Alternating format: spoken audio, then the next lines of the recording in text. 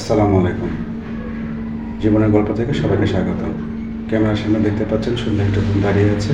শুনবো তার আজকের জীবনের গল্প। আপু আসসালামু আলাইকুম।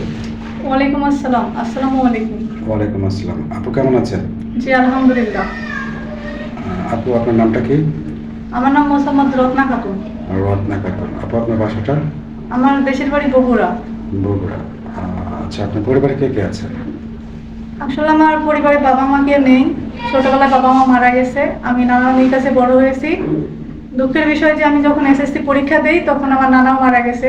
তো আর্থিক সমস্যার কারণে এসএসসি পরীক্ষা দেওয়ার পরে আমি আর পড়াশোনাও করতে পারিনি। আচ্ছা আচ্ছা। আপু আপনার বয়স কত? আমার বয়স 22 বছর। এর আগে কি কখনো বিয়ে শাদী হয়েছিল?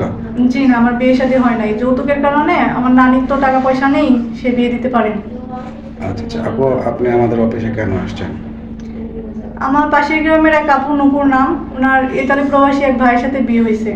তো তার কাছ থেকে শুনেছি এখানে নাকি আপনারা প্রতিবেদনের মাধ্যমে ভালো বিয়ে দেন। তো সেই জন্য আর কি এখানে আসা। আচ্ছা আচ্ছা। আপু এখন ধরেন আমাদের অফিসে তো অনেক দেশি প্রবাসী অনেক ভাই আছে। হ্যাঁ, হয়তো বিবাহিত অবিবাহিত, একটু বয়স বেশি। তো আপনার কি কোনো চাওয়া পাওয়া আছে যে কেমন দেখতে হবে, বয়স কেমন হবে? আসলে স্মার্ট, হ্যান্ডসাম, শিক্ষিত বা অশিক্ষিত এরকম কোনো বিষয় নেই। আসলে মানুষটার মন কেমন সেটাই আমার কাছে বড় কথা। ছোটবেলা থেকে অনেক কষ্টে মানুষ হয়েছে, যেহেতু বাবা মা নেই। তো এমন একজনকে চাই যে আমার দায়িত্ব নিবে এবং সারা জীবন আমার পাশে থাকবে এবং আমাকে বুঝবে। আচ্ছা আচ্ছা। আপনি একটা বিশ্বস্ত হাত খুঁজছেন, যার হাত ধরে জি। আপনি সারাটা জীবন থাকতে চান। আচ্ছা আপু, আপনার পড়াশোনা কতদূর করেছেন?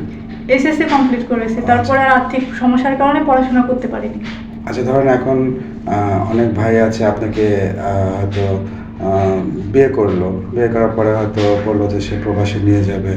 হ্যাঁ, বা আবার অনেকে আছে, যেহেতু আপনার বাসা বলছেন বগুড়াতে, অনেকে আছে হয়তো আপনার বগুড়া থেকে অনেক দ্রুত, মানে বাড়ি আর কি, অনেক দূরে বাড়ি। তো সেই ক্ষেত্রে কি আপনার অন্য কোথাও যেতে আপনার আপত্তি আছে কিনা? জি না, আমার কোনো আপত্তি নেই। মানে সে যেখানে আপনাকে রাখবে আপনি সেখানেই সেখানে আমি থাকবেন। থাকতে রাজি আছি। আচ্ছা, বুঝতে পেরেছি। তো আপু আপনি তো দেখতে শুনতে মাশাআল্লাহ অনেক সুন্দর। হ্যাঁ, হয়তো মাস্ক পরেছেন, মাস্ক ছাড়া আপনি ভিডিও দিতে রাজি হচ্ছেন না। সেটার কারণটা কি? আসলে আমি 5 ওয়াক্ত নামাজ পড়ি, যে কারণে আমি এভাবে সামনে আসতে চাচ্ছি না।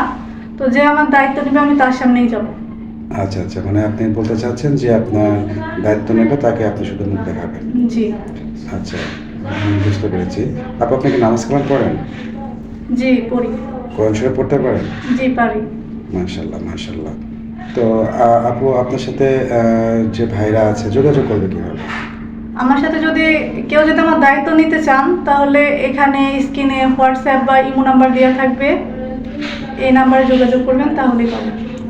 এটা তো আমাদের দেব হচ্ছে অফিসিয়াল নাম্বার। আপনার কোনো পার্সোনাল ফোন নেই? জি না, আমার কোনো পার্সোনাল ফোন নেই। মানে আমাদের অফিসের মাধ্যমে আপনাকে যোগাযোগ করতে হবে। জি। প্রিয় দর্শক শ্রোতা, শুনলেন আপুটার জীবনের গল্প। তো যদি আপুটাকে ভালো লেগে থাকে, তার জীবনের গল্প যদি শুনে থাকেন, যদি তার কেউ দায়িত্ব নিতে চান, তাহলে আমাদের স্ক্রিনে দেওয়া যে ইমো হোয়াটসঅ্যাপ নাম্বার দেখতে পাচ্ছেন, সেটা চ্যানেল কর্তৃপক্ষের নাম্বার। অযথা কেউ অডিও কল ভিডিও কল দেবেন না, তার ছবি স্ক্রিনশট দিয়ে পাঠিয়ে দেবেন, আমি আপুর সাথে যোগাযোগ করে দেবো। ধন্যবাদ। আপু আসসালামু আলাইকুম। ওয়ালাইকুম আসসালাম।